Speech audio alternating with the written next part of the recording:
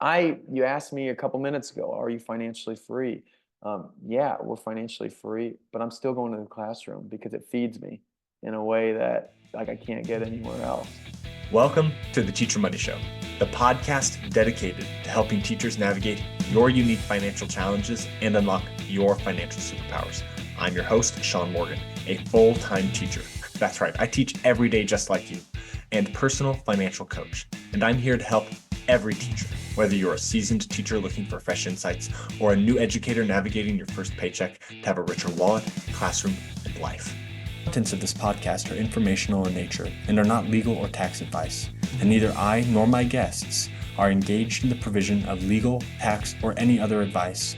You should not act upon this information without first seeking appropriate advice from an accountant, financial planner, lawyer, or other professional. I am super excited to have Joel Allen on the show today. Joel is a physical education teacher, taught social studies for years. He does it part-time now, but his wife's also been in education as an occupational therapist. So a lot of education stuff going on. But the main thing we're going to talk about today is debt payoff. Joel and his wife were able to pay off $150,000 of student loan debt, pay off a mortgage as well in 3 years for the student loans, 5 years for the mortgage debt, and they have become financially independent, all while having 5 kids. Joel, welcome to the show. Thanks for having us, Shaun. So I am super excited to talk to you about this, but I just want to know, like, how'd you get into education?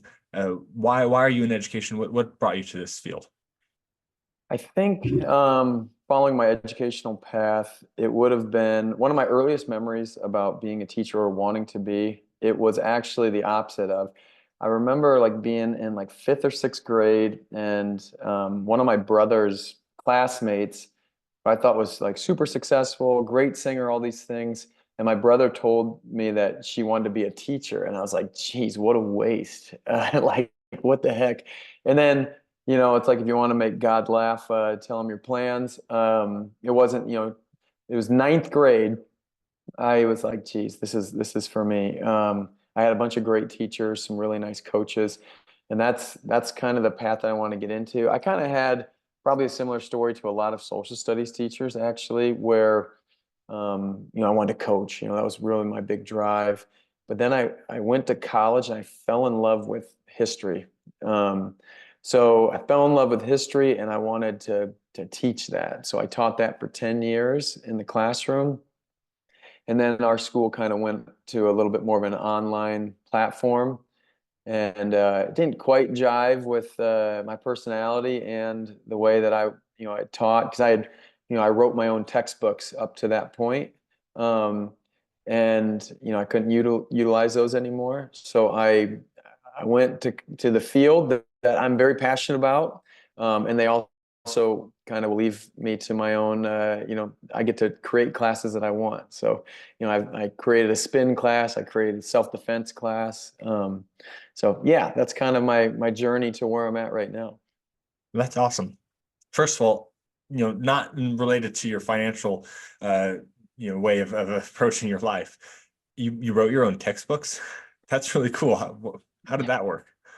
Okay, so I was my first year teaching. I taught. It's just like all of us, right? We got thrown into the wolves, and it's like, hey, I hope you don't drown, kind of thing. And just after I spent that whole first semester just feeling I wasn't very good. Like there's a mountain of things that you can teach about, and it's kind of like cooking, right? Like more is not better. So like I as I was going through this stuff, I stumbled across this world history curriculum written by a guy named Mike Maxwell, called A Student's Friend. And in essence, he boils down main ideas into a handful of paragraphs, right? And I think we would cover, gosh, I don't know, it's been a little bit since I've done this, but maybe it was 120 concepts that we would cover throughout the entire year.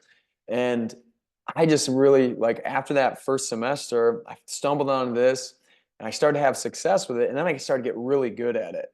And how much kids were learning I'm like, this shouldn't just be in world history. So I wrote a psychology book. I wrote a sociology book. I started on U.S. history, and from like 18 something to present. Um, and yeah, it's just kind of like how like how I think all of us kind of learn and what we do.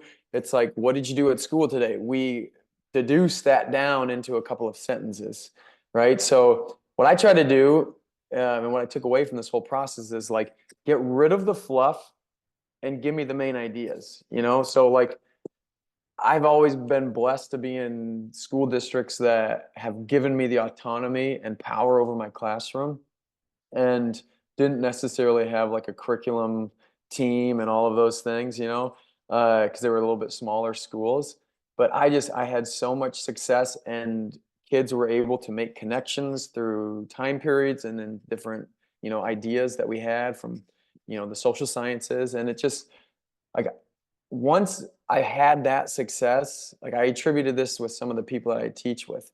It would be like, some of the coaches, I taught their daughters. It was our basketball coach. He had 4 state championship teams.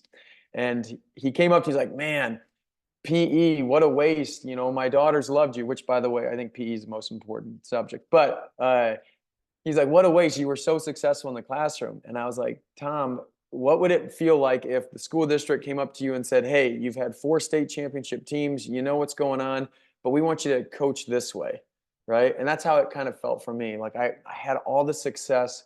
I had a whole bunch of really positive feedback from my students. Years later, I'm still getting like emails and messages from these students.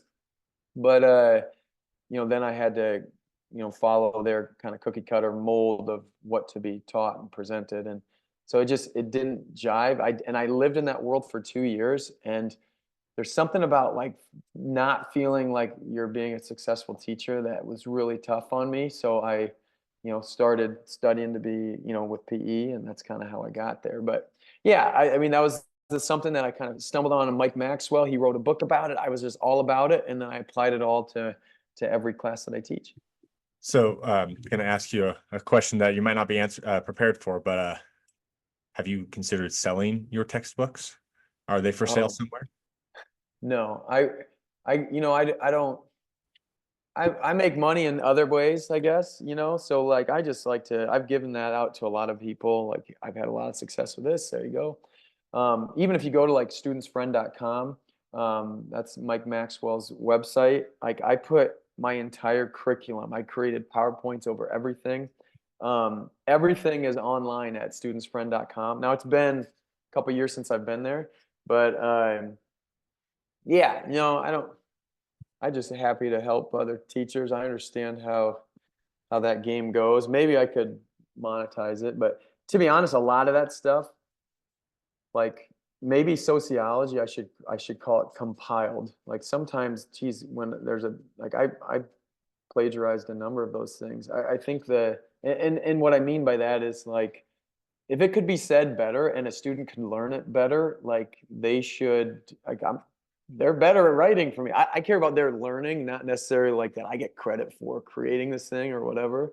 So a lot of times, like there was this sociology professor out of somewhere out east. Like it's fleeting me when I put my book together, and I used a lot of his ideas, and I reached out to him like, hey, like I'm using your notes and helping me create this. Like, I'd like to put your name on this packet that I'm kind of creating. He's like, nah, I could care less, and that's kind of my idea too. Like, I have all these resources. I've had a lot of success with it. And, you know, that's what like, we don't need to recreate the wheel, and I don't necessarily need to monetize it either, I guess. All right. Well, if you are interested in what Joel was just saying about having these things, just compiling all that information into boiling it down to the main ideas, and you want to look at that curriculum, you can go to the show notes at teachermoneyshow.com/podcast, or you can go to the show notes at the bottom of your podcast player and click on the link to get there. And I will have a link to that. I will do the work to find this for you, so that way you guys can check that out, because I think that is a really powerful thing that you guys can all enjoy. Okay, back to finance. I think that was just a really fun tangent, but want to get into your financial story. What got you into finance, and like getting out of debt. People are in debt for most of their lives in a lot of cases. What got you into this? Okay, we need to be intentional, buckle down, get out of all this debt. What was that impetus? I've reflected on this too, like what steps have gotten me to the point where we're at. I think it kind of begins in high school with, um, I wrestled in high school, I wrestled in college, and I went to a high school that like basketball was king. So for a long time, it's kind of like I was just a little bit different, and I kind of enjoyed being that. And that whole mantra played into, it still plays in, like I want to be different, like I think a lot of times if you're doing what everyone else is doing, you're probably living life a little bit wrong. Um, so that idea had been set into me, like I'm going to be a little bit crazy, a little bit different than other people. And then, my wife and we got married um, right away. Like I graduated in January, so it took me 4.5 years. She graduates that May, and she went right to grad school. And we got married, in July. I start my first job in August, and we start getting that paycheck. And my first school paychecks were once a month. And holy crap, we were like very quickly realized we weren't set up for this. There was a lot of month left and no more dollars left in the bank account. So we got invited to a friend's house, and they fed us or whatever. And then as we just start talking, he brings out Dave Ramsey's Total Money Makeover. And I was primed. I was ready. I needed a path. I just didn't know what that path was. And he drops that book, and I devoured it. I think I read it in 3 or 4 hours, and then it was a complete game changer. When I was in college, I had to take my thesis class to get out of my history degree, my 4-year undergrad, and I had this phenomenal thesis advisor, but she was tough, and I learned very quickly in that the semester before she had I shouldn't say she had the students that she had, more of them failed than passed, right? So she was tough. I quickly learned she's way smarter than me, and just do what she said. And that has stuck with me. So now I am constantly seeking people that are smarter than me, and then I just do what they tell me. So Dave Ramsey at the time, like I don't necessarily follow his investment advice now, but at the time I needed his debt advice, and I just did it. And we did it to a T. We didn't deviate in any way. I followed that. So that was my blueprint. That was my roadmap that got us to do what we did. Yeah, I mean, sometimes it's the most random things, right? I got interested in finance because a window salesman mentioned it to me when he was at my house. So it's just the most weird things can bring someone to the point where like, oh yeah, I need this. I really, really do. So you said you're following Dave Ramsey. Is following Dave Ramsey how you got out of $150,000 of debt in 3 years? Yeah, that's exactly what we did.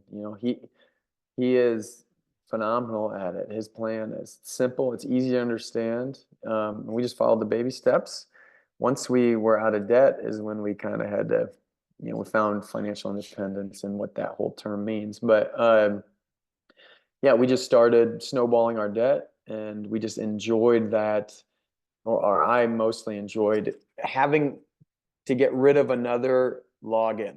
Like that alone was the thing that motivated me. Because that Fed loan servicing thing, I had to freaking come up with a new password every 3 months or whatever. I was always forgetting it. So like I just started knocking those off, and then I didn't have to have that password. And then, I think it was July 20th. We put our last payment in, and we were debt free. It was pretty cool. That is pretty awesome. So, $150,000 is a lot of dollars over 3 years. I mean, that's like an entire salary for an average teacher to go Mhm. towards your debt payoff. Were you doing anything else besides teaching to get that paid down? Yeah. So what we should start off to there is, I started at 35,000 bucks. That was where my first salary was at. And um, when we got started on this plan, it there was a convergence of things. My parents had taken out whole life policies, and I didn't know anything about anything at that point. But then I started to kind of learn how term policies are cheaper and better. And so I cashed out two of those. That was 20 grand that we were able to throw at it. Um, and then weird things like our cars kept getting hit. Thankfully we weren't in them, or at least one of the time I wasn't in them. They totaled our car and due to we got a $5,000 check right through that, but we could still drive it. So I continued to drive it. I threw that $5,000 check at the loans. That happened to my wife as well, another $5,000. Like there was like weird things like that. And then my wife found a job. She's making $20 an hour. And in 2013, like that was like we were riding high on the hog there. So we were able to, in essence, what we did is we learned how to live off of my $35,000 a year job. And then when my wife got out of grad school, everything that she made, we just threw it at the loans. So we've been, in essence, having a 50% savings rate from the beginning, and we just didn't know any different. At the same time, I was like, I have a big boy job. I don't want to go and do a summer job anymore. Like I'm done doing that type of stuff. So in the summer, I started a wrestling camp, not as a job, but as like my kids couldn't afford to go to one. So I was an assistant coach at the time, the head coach and myself. We start this camp. We had a whole bunch of success with it for 2 years. And then it was so much work. We went 190 kids, 400 kids. We asked our school district, hey, can we just give ourselves a stipend of $500? Because we were starting to bring in some fairly serious money at this point. And it was the best no that we had ever received. They told us, no, you can't do that. So we're like, fine. We start our own business and then we'll just rent the school out because, they rent that stuff to businesses. And they're like, nope, we won't rent to you.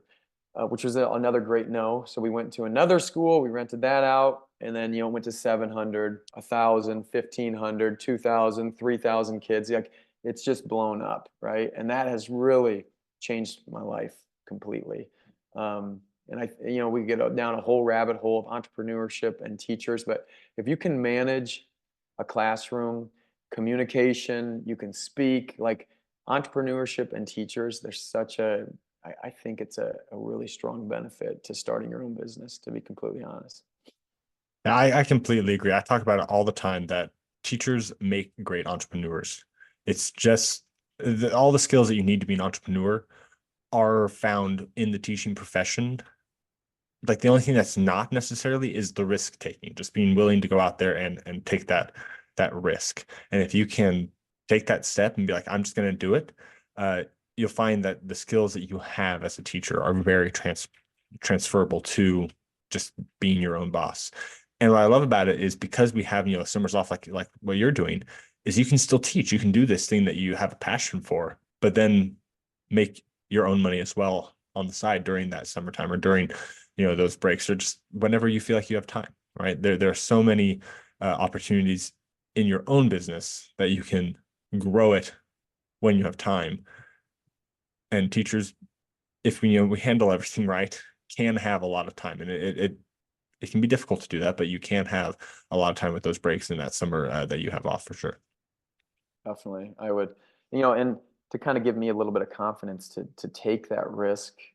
I was taking risks in the classroom. I developed my own curriculum. I was creating all my own PowerPoints. So like it was just an extension of that. Like I'm already doing all this stuff on my own. I might as well take this risk right here. Let's do it. And at the start, I didn't set out to have the largest wrestling camp in the country. Like it was just like it was the next right move. So at all of these junctures in our life, it wasn't like I had this, grand plan that I was, going to do all these things. It was just like what feels right. And I just took that step and had the faith in that.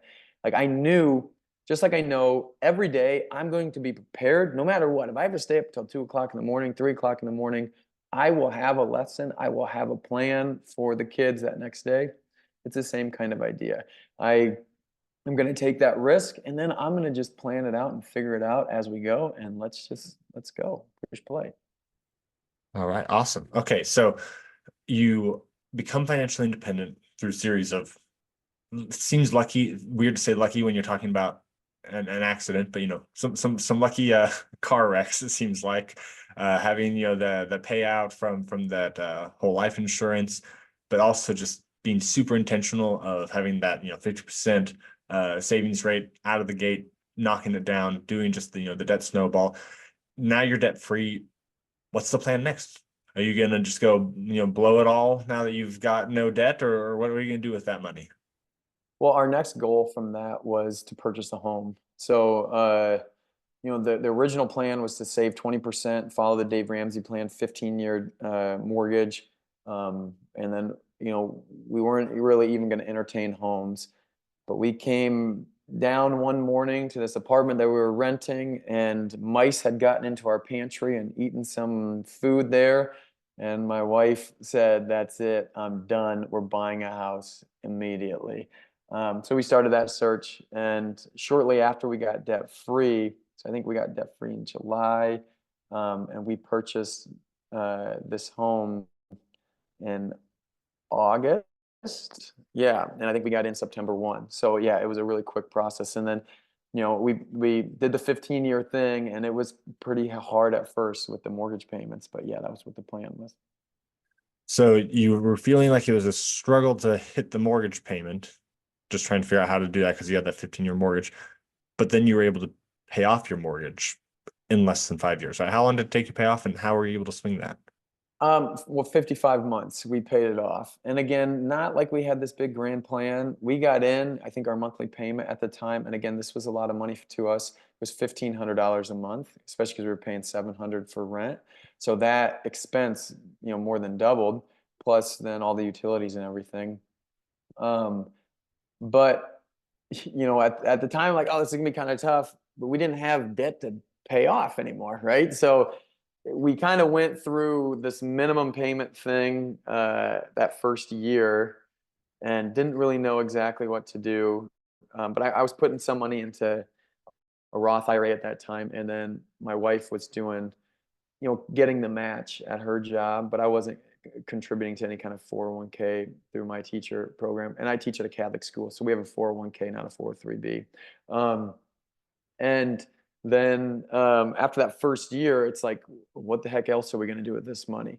Now, in hindsight, if I would have started that, I'd have way more money in the stock market right now. But there certainly is something very psychologically freeing about not having a house payment. So, I told you at the time, we were really good at living off about 40 grand a year. My wife was making around 50 grand a year. So we were just throwing all of that towards it. But then my business was growing, and it was growing quite rapidly. So it was like we had a third income, right? So it's like we were living off of a third. So now our savings rate was 66% in essence, right? Because that money was getting put either towards loans or into our a little bit into our 401k. It wasn't until our home was paid off that we stumbled across the term financial independence.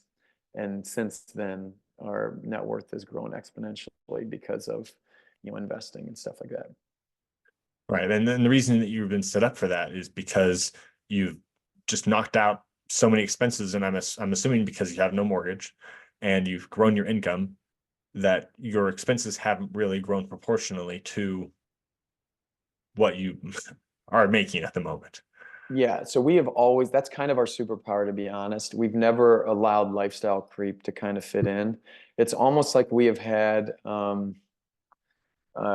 there's a term for it, and I just can't think of it necessarily right off the top of my head. Basically, uh, voluntary, we've just been choosing to put this money somewhere else. So if you look at our bank account, I'm always living with like $2,000 in our bank account. So we're not living high on the hog, and we don't have the big fat bank account. I'm just shoveling all of this money into the stock market, and to steal a line from lots of books, like creating all these little soldiers in the stock market, and we just keep adding more soldiers in the stock market that are going to war for us, while we sleep. That's kind of what's going on. So Yeah, I'm not sure if that's from The Richest Man in Babylon. that's it. That's the one. I Yeah, just that's couldn't the think one. of it off the top Okay, of yeah, my head. it Yeah. talks about having the little workers for you in Right. He calls them slaves though, but yeah. Well, I wasn't going to use that word, but that's fine. yeah. So that's Great book. Highly recommend that for anyone who hasn't read The Richest Man in Babylon. I absolutely love that book. It's the first finance book that I read in high school. And as a high schooler who was just barely getting into reading, I devoured that book. It was great. I just finished that book with my 11 and 10-year-old and read alouds before they went to sleep. And they fought me for like the first day because it took a bit for them, their brains to kind of figure out because it's kind of written in almost like Old English, although it was written in 1920. It's like written from the time of the Babylons, but they loved it. They loved it. Yeah, I had an opportunity. One of my favorite classes I taught was just hey, all the kids that don't need a remediation, they're going to come to you and you get to do whatever you want with them. That's kind of within your topic. And we just did reading. We read books. So, my economics unit book was The Richest Man in Babylon. Then we got to read other books and just, talk about them and have fun with them. But, reading that with, seventh graders, they totally got it. They totally get it. So it's so easy because it's a story that kids can just latch on to that very, very well. That's great. All right. So are you financially independent now? Yeah, certainly. I think there are degrees to that. If as in financial independent, that means I took a year off from teaching and we went and visited 8 countries with my kids and my 35-week pregnant wife.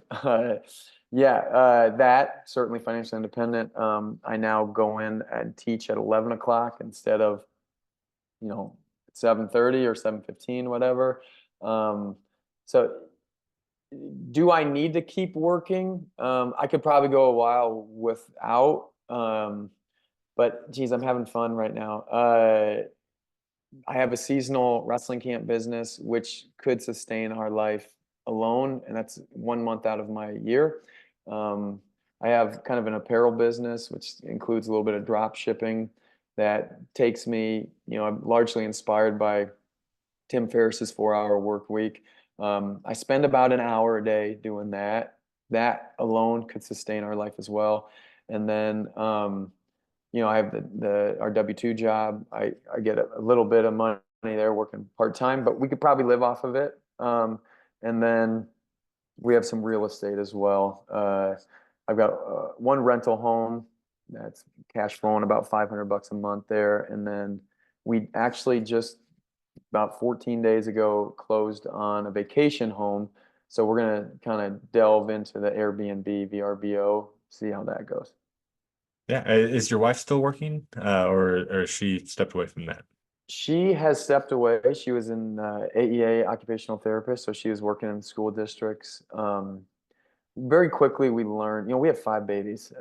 Oldest is 11 years old, and our youngest is 1, just turned 1, November 11th. That's a full-time job plus. And what we ultimately decided was that we wanted to raise our babies and not have someone else raise our babies. And that's what it felt like sending them to daycare. Not that that's not an important thing. I don't want to take anything away from that. It just wasn't right for us and it felt wrong. And I fought her on it for over a year. But she prayed a lot about it, discerned, and then I did too. And I'm very much at peace with it. It's offered us a flexibility that has been great. We are currently, this never in a million years did I think I would be talking like this, but we're currently homeschooling our kids right now as a school teacher that just loves school. And that has also just been really nice. It's hard. I'm not gonna say it's not hard. It's so hard teaching your own kids. Um, but wow, I think many of us as teachers can relate to, like, we teach a lot of kids, and that's important, and we're meeting needs of a number of kids, but we also have much time wasted in a school day as well. Just with whatever hall passing or study halls or trying to meet the needs of everybody, it takes a lot of time. So where we're at is we get to meet the needs of our kids, and it doesn't take but maybe 2 hours a day that we get to do that with. So it's cool. It's been fun, and it also allows us to travel a little bit. No, I think that's awesome. You are crafting the life that you want, and you have so many different avenues to bring in that income that you need. So that way you can do that, right? You're not saying she has to go to work because we can't pay the bills any other way. It's we are able to choose not to. And that makes for a uh really freeing experience, right? You're talking everything you're doing is about freeing yourself, right? You're freeing yourself from a mortgage, you're freeing yourself from student loan debt, you're freeing yourself from depending on the school for your business to operate.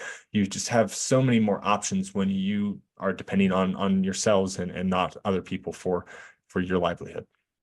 Yeah, and speaking of that freedom, a couple thoughts that kind of came to my head. I I taught in the public system, and we have IPERS in Iowa. That's our pension program, and it really was challenging. It was hard for me to make the switch over to a private school, which we have no, retirement savings or whatever, and everyone's like, "Geez, you're crazy," and all those things. But like a lot of the pension programs, I'm not saying all of them, I certainly don't want to scare people, but there are some states, Iowa's is pretty strong. I think they're funded around 86%. Illinois is something like in the 30% of pension. Like, I would much rather have that freedom. Let's do it ourselves, right? Like, who knows how some of these pension programs are going to be run? And I think if you're just hanging on hope for your Social Security or your pension program, that freedom that you're talking about, I don't, who knows what it looks like. So I think it is about being intentional, like you spoke about earlier, and making these a couple of little subtle changes that can drastically change your life. Yeah, that's awesome. I am so happy for you and your family and what you guys have been able to accomplish. Uh, is there anything else that you feel like has just really helped you to get to where you're at? Something that maybe you don't even talk about, but you're like, this is just what's helped get us to where we are. Well, in 2020, once COVID hit, my focus was all about the numbers, and I feel like I can kind of go toe to toe with a lot of that stuff. I enjoy talking about it and different strategies and techniques.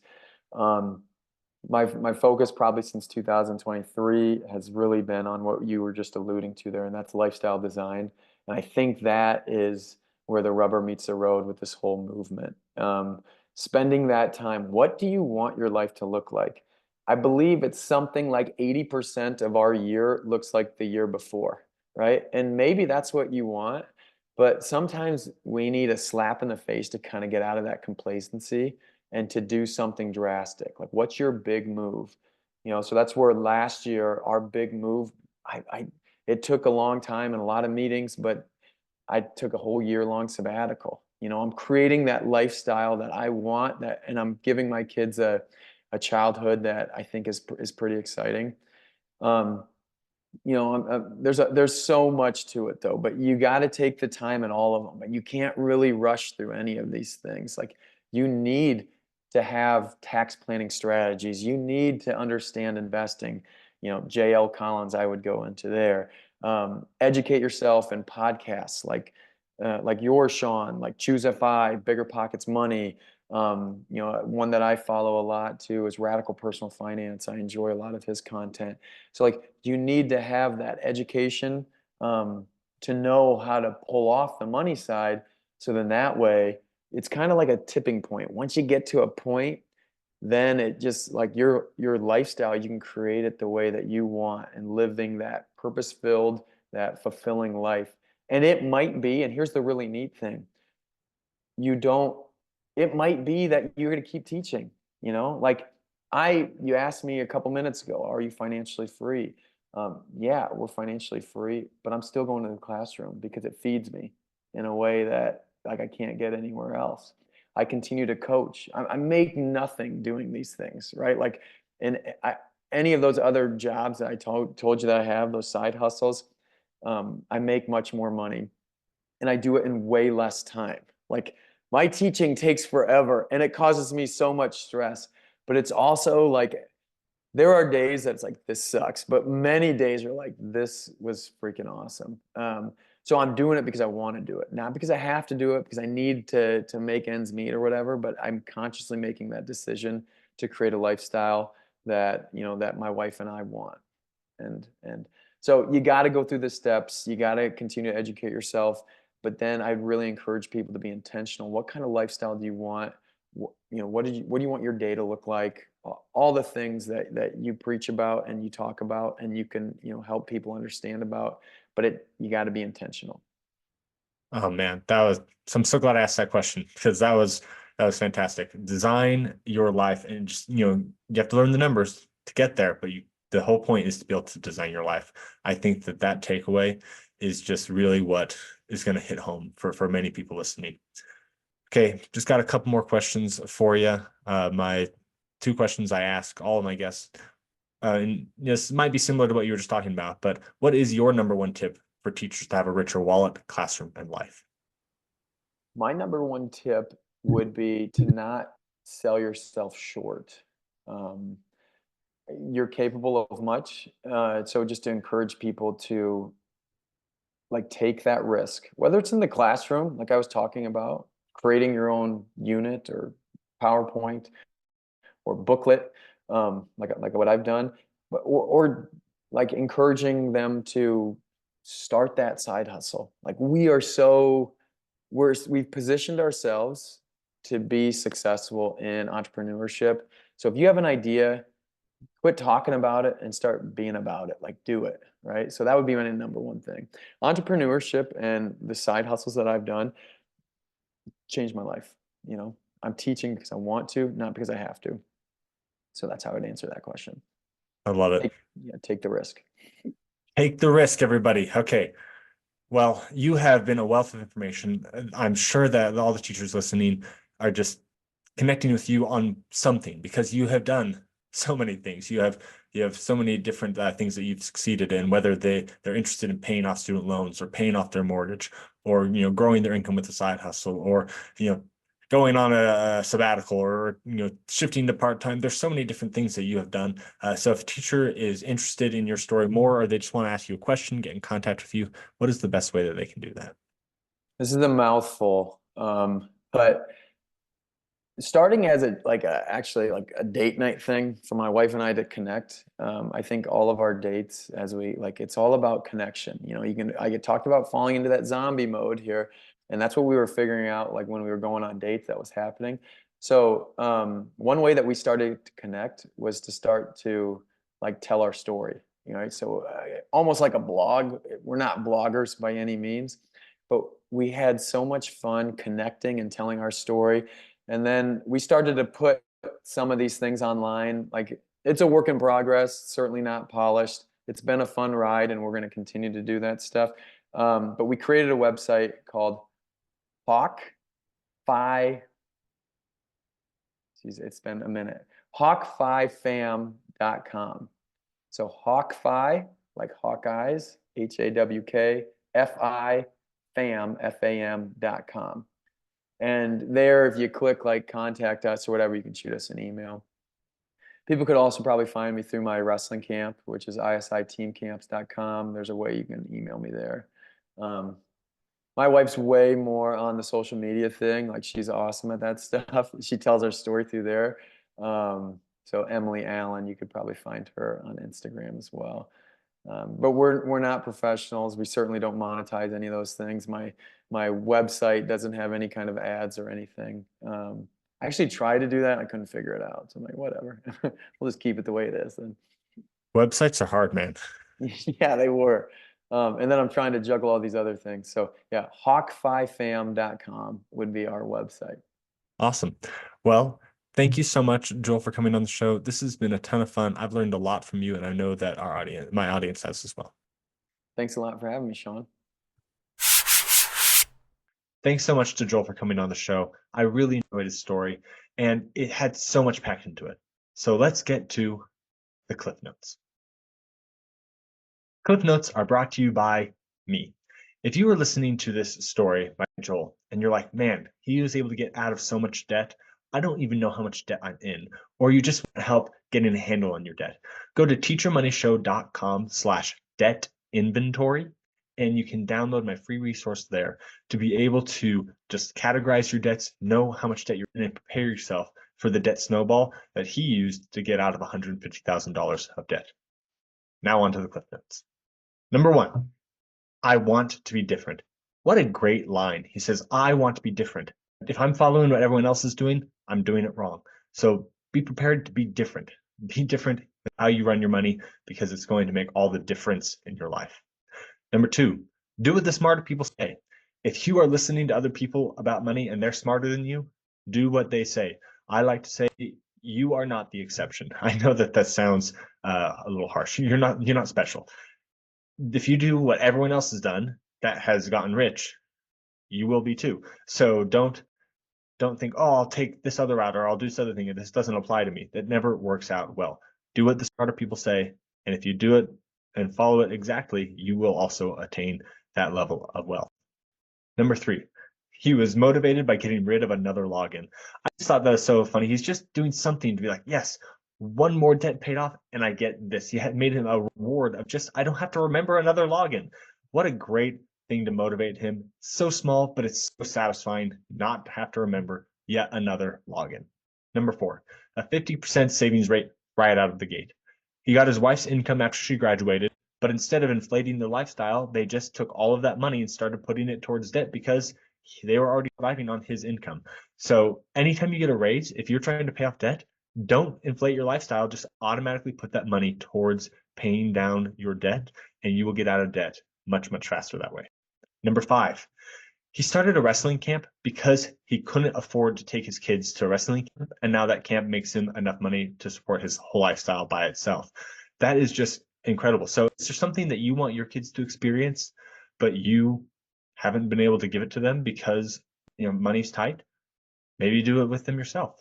That might not always work out, but I just love this idea of being creative on a way to give your kids an experience without costing you money. And in this case, he made money off of it. Always get creative. Number six, entrepreneurship and teachers go so well together. Teachers have the skills needed to be an entrepreneur, so don't be afraid of it.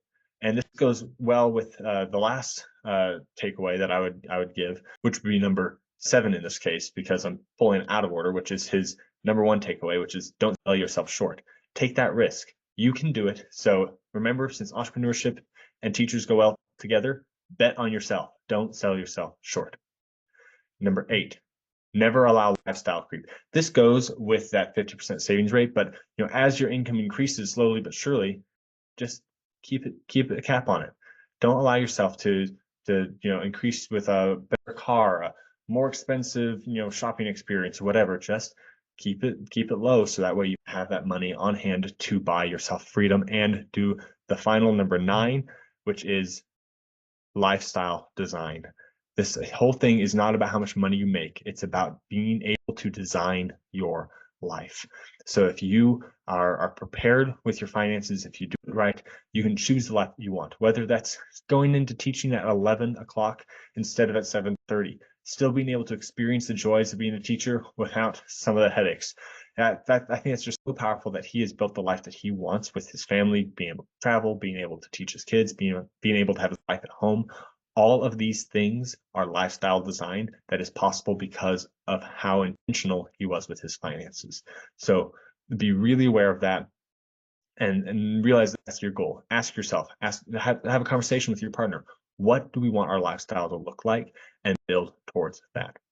I hope that you enjoyed the show. If you would like to find all of the links to all the things that he mentioned, which were a ton of resources, a ton of recommendations, and if you want to get in contact with Joel and ask him a question, you can go to teachermoneyshow.com/podcast. Or once again, if you go to the bottom of your podcast player, I'll have a direct link to the show notes page for this show, and you'll be able to find all of that information there. Now remember, even though Joel has made it in his financial independence career, you as a teacher are already rich. Your wallet just needs to catch up. Are you worried you won't have enough money to retire? Or maybe you just don't know how you're going to get out of all of this debt. Whatever your situation is, I can help you. Go to teachermoneyshow.com/guest and fill out the form there. And you can come on the show for free coaching, or we can meet one-on-one to discuss your needs. I look forward to talking to you.